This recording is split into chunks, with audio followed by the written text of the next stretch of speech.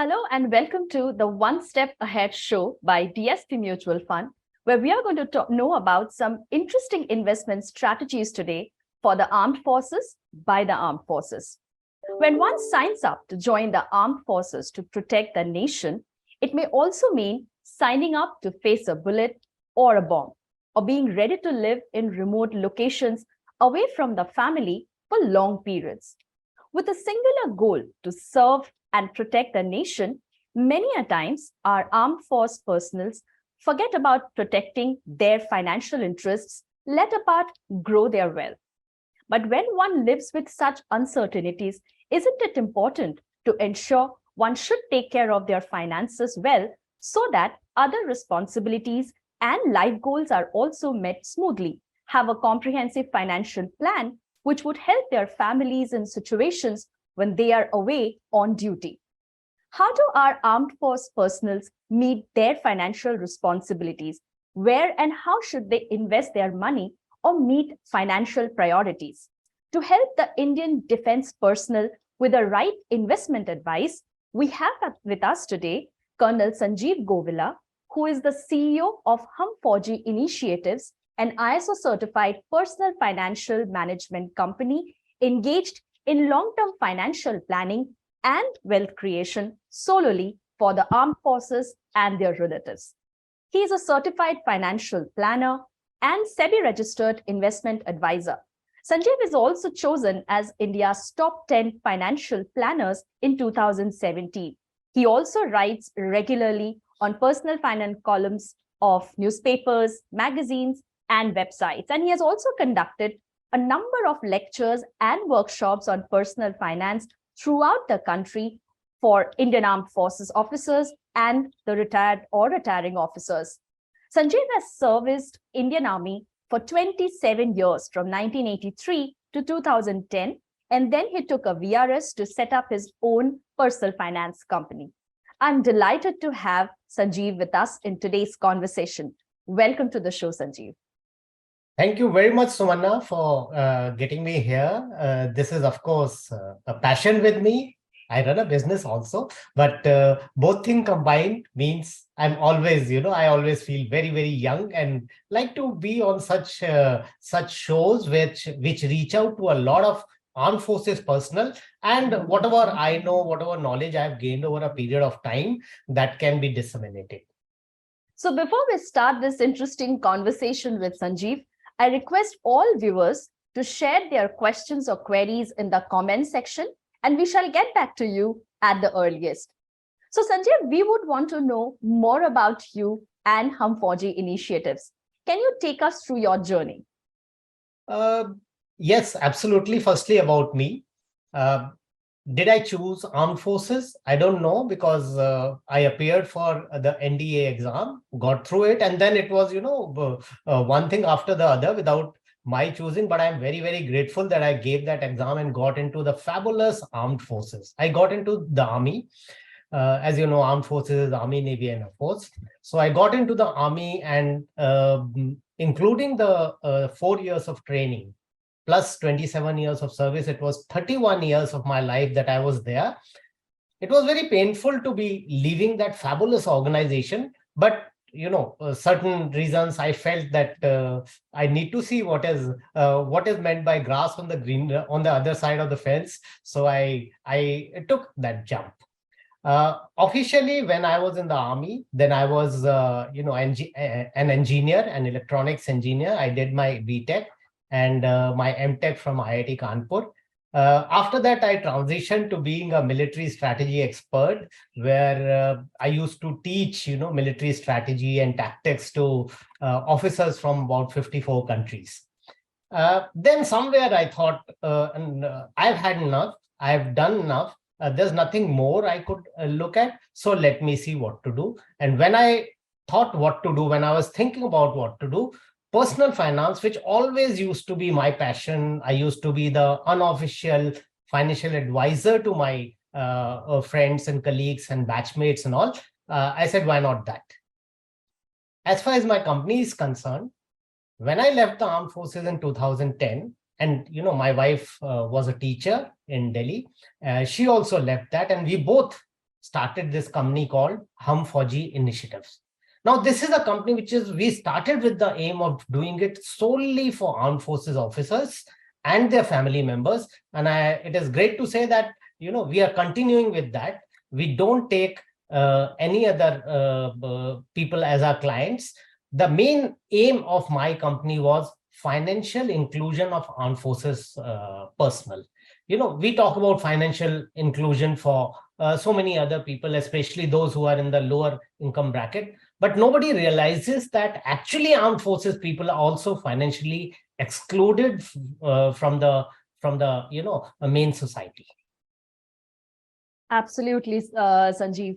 So, how big is the firm now, and how many investors do you manage? You did mention that this is only and solely for the armed force officials, but is that the only client segment that you handle, or are there other client segments also? Sumanna, we maintain that we only deal with armed forces officers, serving or retired, and their very close family members like their children and their parents. We don't even take their brothers and sisters. So this is that way. This is a absolutely niche company. There is no doubt in that at all. The only exception that we make is for widows and single ladies. There we don't differentiate between, Fauji, non-Fauji, because we feel that ladies generally do not have much of interest in this field, and they don't do it when their spouse is there. And suddenly if something happens and spouse is no more there, then they face a lot of problems, and somewhere, unscrupulous elements take them for a ride. So that is the only exception that we do.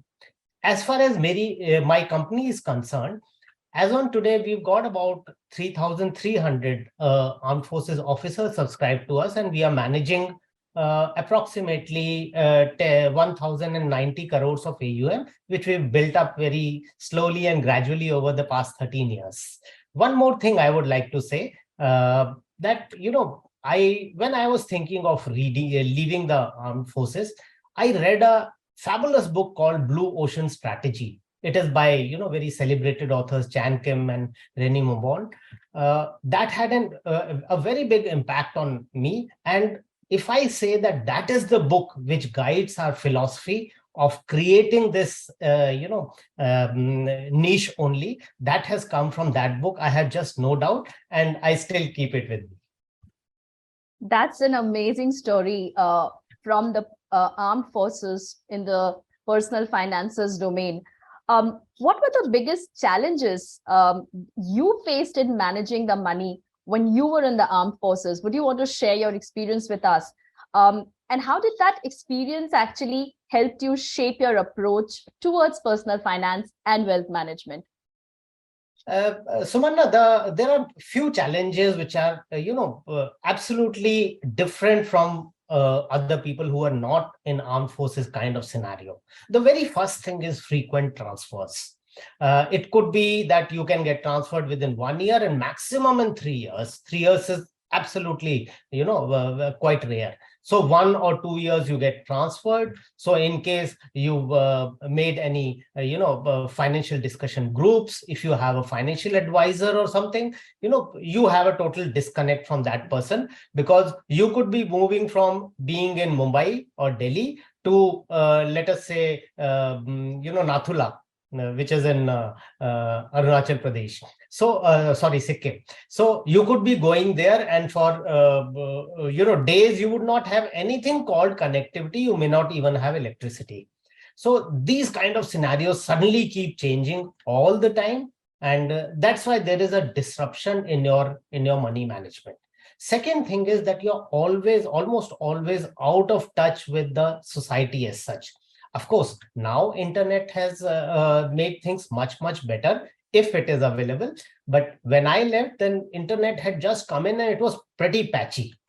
I still remember, trying to get something through on internet and then finding money is gone, and, the trade is not complete. Those kind of things used to keep happening. Third thing I would say is there's actually no ethos of discussing personal finance in the armed forces. it is considered that, anybody who discusses money, talks about money, is not a thorough professional. Somehow that is the kind of feeling that goes on. It, of course, has a lot to do with the way armed forces take their job very, very seriously, and anything else is taken as an intrusion into that professionalism. But whatever it be, money is important, right? And the last thing is extremely busy schedule. Most of the people think that armed forces go and sit on the border. If it was like that, life would have been great, but it is not so. Borders are so very active. And why borders? When you are in peace areas, like even say Delhi and Lucknow and Chandigarh and all, there's intense amount of training that goes on, because you must have heard of that: the more you sweat in peace, the less you bleed in war. So that is taken extremely seriously. So if I would say that it is a 24/7 job, I'm only stating the obvious, and there is no exaggeration on this. So these are the challenges an armed forces person faces. Sanjeev, those are some amazing insights and experiences that you shared, and we are going to continue with more from Sanjeev. But before I move on to the next set of questions, to all the audience here, if you enjoy our content, please like the video, subscribe to our channel, and press the bell icon to get the latest video updates from DSP Mutual Fund. So Sanjeev, you did, appraisal of the fact that, people who are in the defense sector, they are in such rigorous job schedule that they're not much aware about what's happening around, let apart the money management. So what are the common mistakes armed force personnel would do when it comes to managing their money? Generally, money is managed on hearsays. And now, those who have access to net and all, on the WhatsApp University Gyan, right? So this is, there's not much of knowledge as such, though, of course, we as a company are conducting huge number of investor awareness program. Just to give you an idea, in the past 1.5 years, we've conducted about 384 such sessions all across the country in the locations where these jawans and officers are. And we've connected with about 42,000 people one-to-one. But, this is just a drop in the ocean. The common mistakes that we see all the time happening are, number one, either there is no emergency fund or there is too much of emergency fund. Means people would have a huge amount of money lying in the savings bank account, or God may care kind of attitude. Jab aayega tab dekh lenge, that kind of thing. Second thing I find is that risk mitigation is not at all thought of. So writing of wills, educate life, home, disability insurance kind of thing. Health insurance is, of course, not required. But somewhere, in spite of facing so much of risk all the time, the mitigation strategies are very, very primitive, or something that comes to them, from the services. So they carry on, nothing much. There are no buckets which are made for, long, medium, short-term investing. The way most of the people who are slightly aware of it, they would make it and put their money in those buckets and take the investment products accordingly. That almost never happens. And lastly, I would say is investing is largely based on hearsays. Like I said, no risk attitude and aptitude is ever done. Hence, either people are taking too much of risk by watching, YouTube videos or attending some webinars, or there is just no risk and everything goes into Provident Fund. So these are the major mistakes that are done by people. So, Sanjeev, as you were narrating the common mistakes that the armed force personnel would do when it comes to their money management, I could resonate it very well with all the audiences and the participants of different corporates and other associations that I keep on meeting when we deliver our financial wellness programs for them. And let me tell you, these are some of the common mistakes that I could see even for the civilians as well. And I'm sure everybody is going to have a lot of insights to take from you. So do tell us also about the financial goals of an armed force officer. Are they different from a civilian, and what should they focus on? Financial goals, finally, we as Indians focus more on family. So families are the same. There is no difference.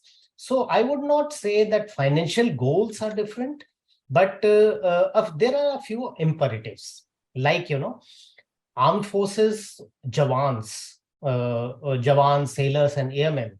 You'll be surprised to know they start retiring from about 36 years of age.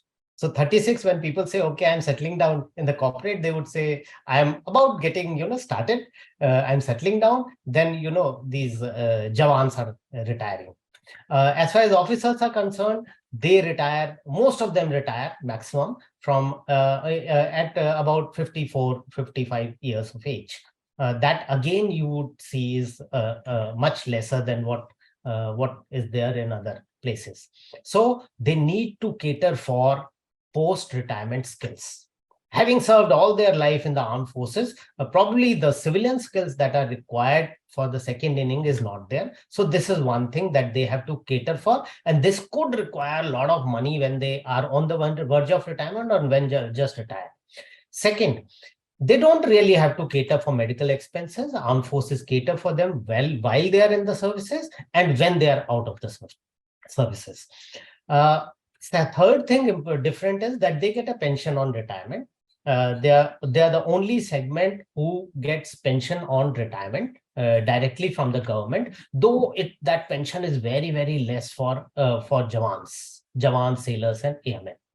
But like everybody, as I said earlier, they need to create on emergency fund creation, then insurances like vehicle, home, disability, etc. have to come in, and other financial goals like those pertaining to their children, their education, and their marriages, buying and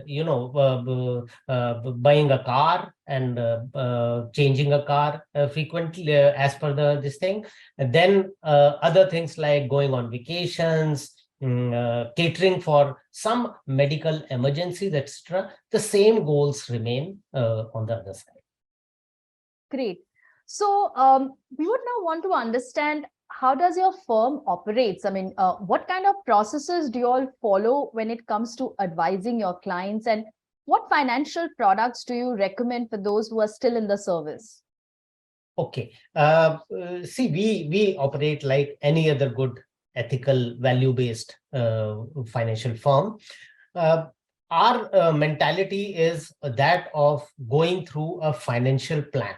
We take a lot of time to make a financial plan, a goal-based investment plan, whatever be the client's requirement, because we feel if one has done a good, background check and done background preparation, then investing is a much, much smaller. So many investment products are available, and if you've done the correct risk analysis, if you exactly know what does the client have today and what are the future requirements, what is the comfort level of the client, that is the risk profile, then probably half the job is done. The only issue is, of course, everybody opens up, doesn't open up in the first, second, third meeting, so it takes some goading to get their entire whatever they have today. So it is a completely goal-based orientation for us. Anybody who's willing to go through the entire motion of a financial plan, again, we are there, though not many want such a big thing. Once it is done, then choosing the financial products is very easy as per their comfort level, risk profile, and when is the goal for which they want a particular product is coming in. We give it, and then actually that is when our real work starts, which is regular monitoring, doing regular client connects, and regular portfolio reviews, which we do for everybody every 6 months.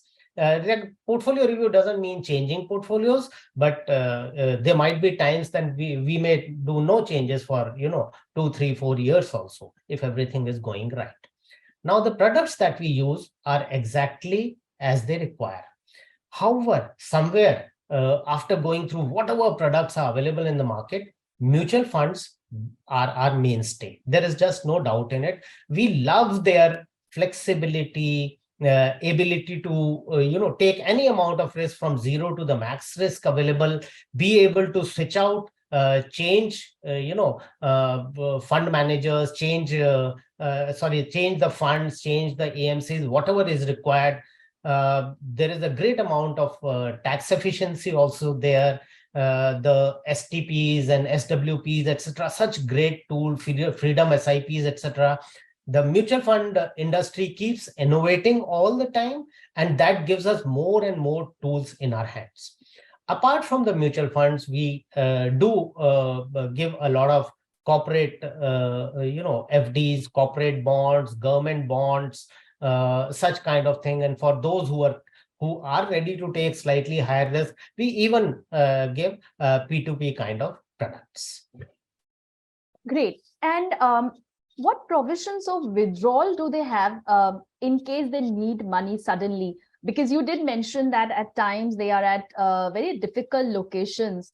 How do they even execute if there are any requirements of, doing sudden investments or withdrawing money? How does that happen, Sanjeev? So typically what we do is we whenever we onboard an officer, we try and get them in a joint account. So their wife is also there. And whenever they are in such a location where it is very difficult to contact, but let's say we want to contact that officer for some reason, or that officer wishes to contact us and not able to get through, then the wife is always there. So typically families are not allowed in the difficult areas. So we maintain a very, very close connect with them. And, while it may be difficult to talk, all these WhatsApps, etc., they use very less bandwidth. So when an officer senses that he needs to, contact us, or we need to contact, so they come to some area, the base areas where some amount of, net is available. We have got, in the past 13 years, we found out our ways of how to make the whole thing work. Right. Sanjeev, I do have some friends who are working in the defense sectors, and I've often heard about something called DSOP, or Defense Services Officers Provident Fund. How is that different from EPFO, and how can defense personnel gain from it? How much they can save there? If you can elaborate a little bit on that option as well. Okay.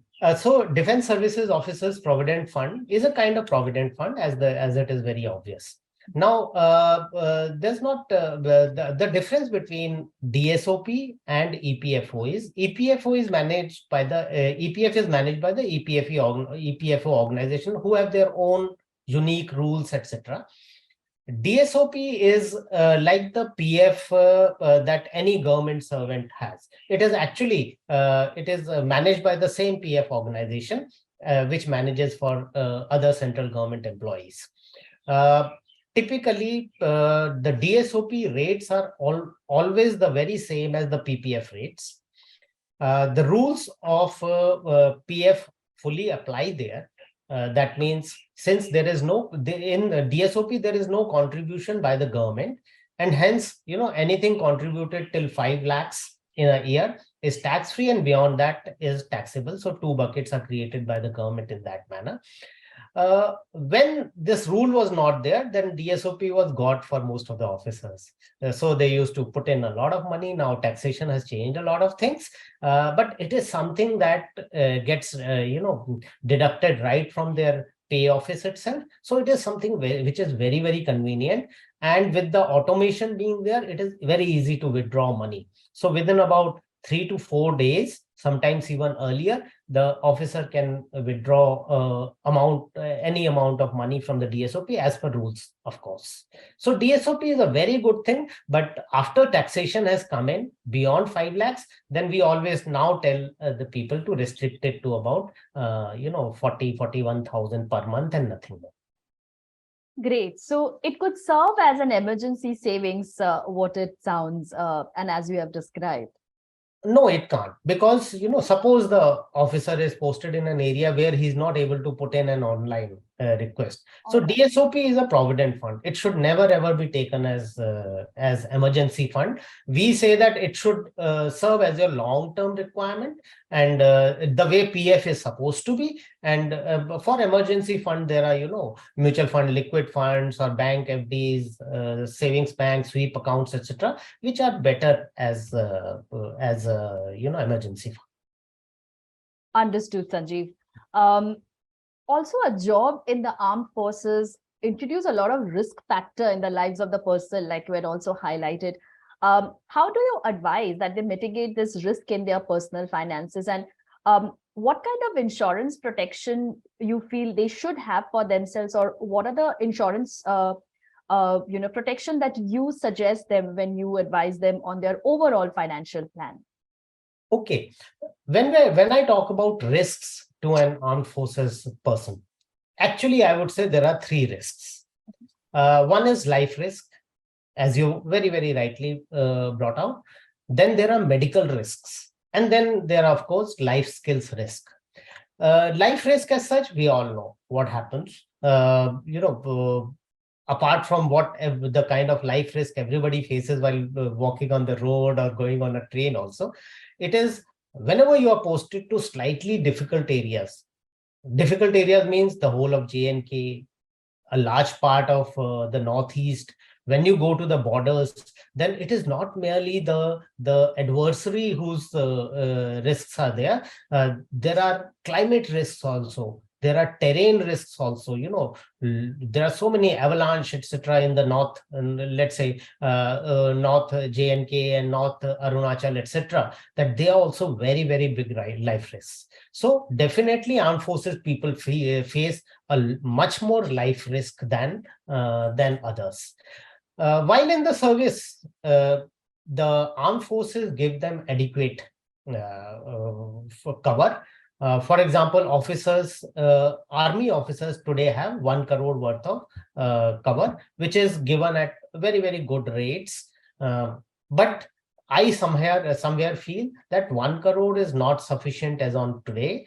They have their own families, who have their own compulsions, who have lots of requirements. So we always tell people to go in for some more term insurance. Life insurance is only term insurance. Rest is not actually insurance per se.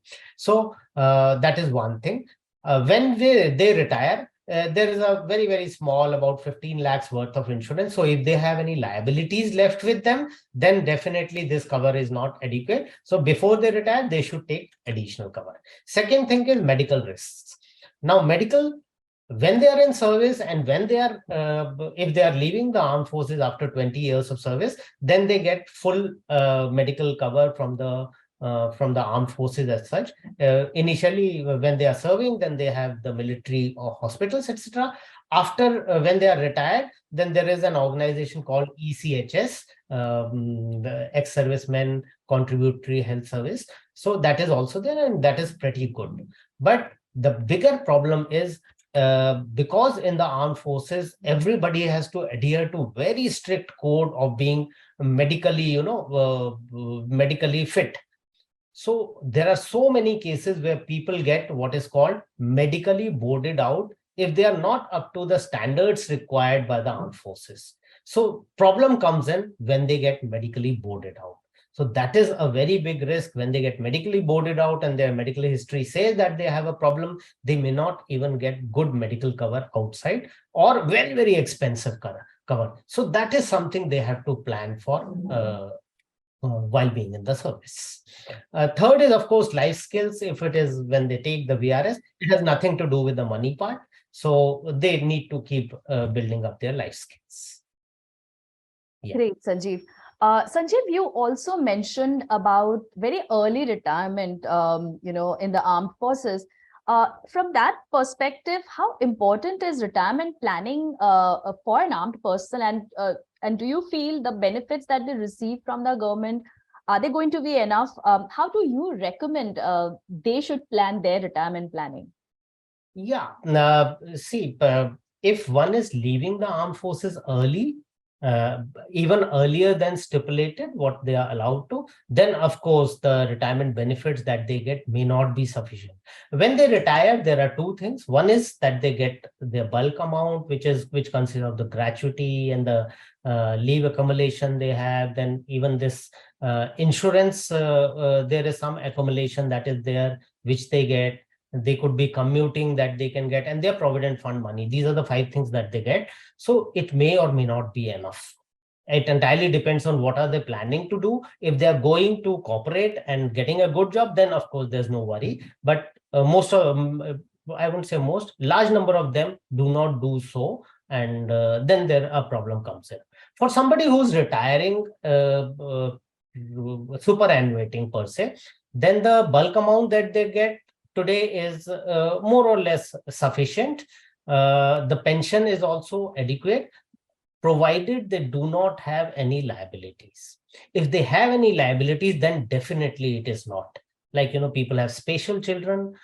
They could have younger children who have yet to go through their graduation, post graduation, and something could be abroad also, and marriages which take up a lot of money in India. So those things, that is why one has to start planning when one still has sufficient amount of service left. Like the way non-armed forces people do, there is a lot of planning which is required at that time. What kind of lifestyle do you foresee? When are you retiring? Will you have any liabilities left at that time? The way retirement planning is done for anybody else, they also have to do. Large number of them may come to a conclusion that it is not required for them, but that is a conclusion they have to come to by proper planning, and then only take a final decision. So are there any specific preferences for any particular investment class or asset class by the armed force personals? What are your recommendations in terms of asset classes for their retirement planning? What kind of products do you, advise them? Okay. So Sumanna, when they are in service, and let us say we are planning for their life beyond retirement, it could be in two parts, that they are planning to leave early. Then, of course, they would be much younger, and we would say that your major liabilities will not come. So please, continue in some growth class of assets. And when you really are thinking of leaving, that is when your retirement plan kicks in. For those people who are thinking of superannuating and then getting into they are thinking of life ahead, then we do a lot of calculation for them and tell them whether they would be able to have the kind of lifestyle that they want. Like I said earlier, mutual funds we are very, very positive on, because of, again, the same flexibility and the variety and the tax benefits, etc., which are available. So our major planning revolves around mutual funds.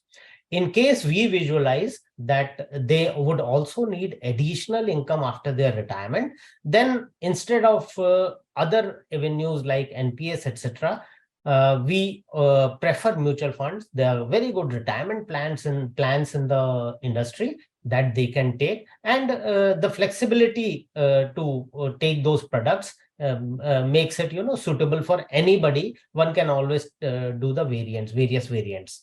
Then, of course, for those who are conservative, we also plan them for very, very long-term debt funds, or we plan them for corporate long-term corporate FDs and things like that. Great. We try and avoid, structured products. We try and avoid even PMSs, etc., because they are somewhere we feel that mutual funds in almost all parameters score over there. Right.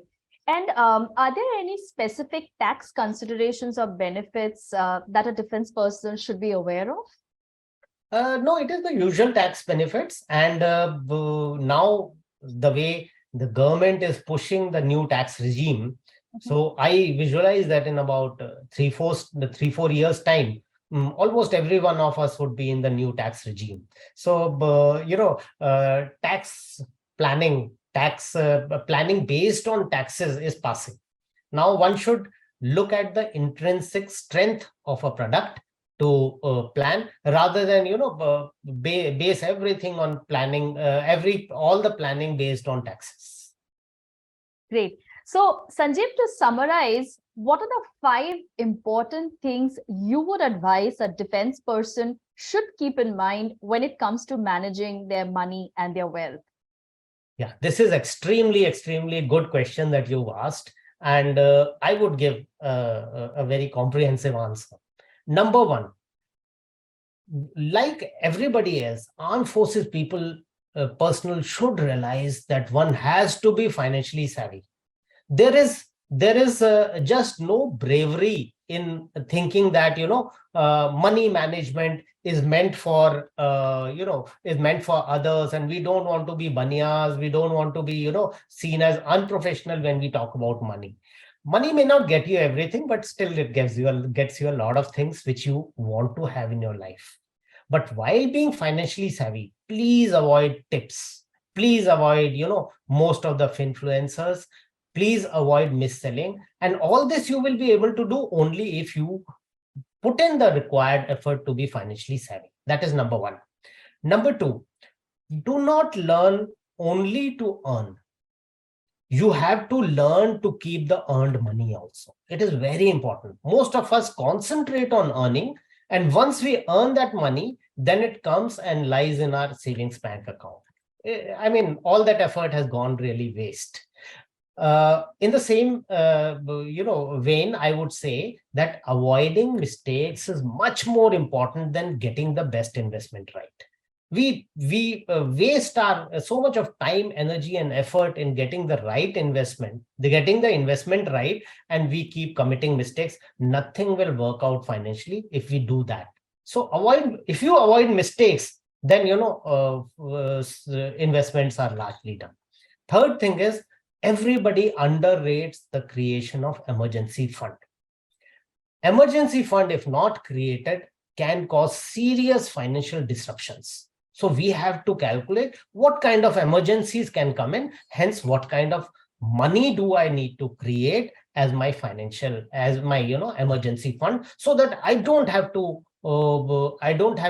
disrupt the compounding that is happening in my long-term products for the sake of an emergency which has come today and probably will pass 10 days later. Fourth thing is, estate and succession planning is extremely important. All these things are very important. So in case people are watching this within next few days, then we have, only for armed forces officers, we have a 4 webinar series on. 2 we have already conducted. 1 is tomorrow and the last one is on 30th July. And we are focusing on this aspect as to how you can get this succession and estate planning part right. And lastly, and most importantly, goal-based planning is not only important, but essential. Otherwise, it is something like, a boat going rudderless. It can go anywhere, wherever the winds take it, it will go. Once you have done your goal-based planning, then preferably follow the bucket investing principles and create at least 3 buckets of short, medium, and long-term planning. And in case one can do only this much, this is great for most of the people. Sanjeev, thanks so much for joining us today and sharing the valuable insights on how can the armed force personnel manage their money.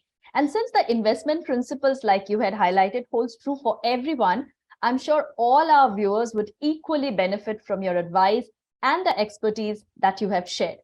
Thank you once again for joining us. Thank you very much, Sumanna, for having me here and giving me the honor of speaking, to so many audience. Thank you very much. To all our viewers here, if you need help managing your money, click the link in the YouTube stream and we will contact you ASAP. We all understood from this conversation how important is asset allocation and risk profiling as well. We highly recommend you to visit our website dspim.com and use the personalized recommendation tool called Sathi. It's a complementary tool for everyone and anyone, whether you are an investor or not.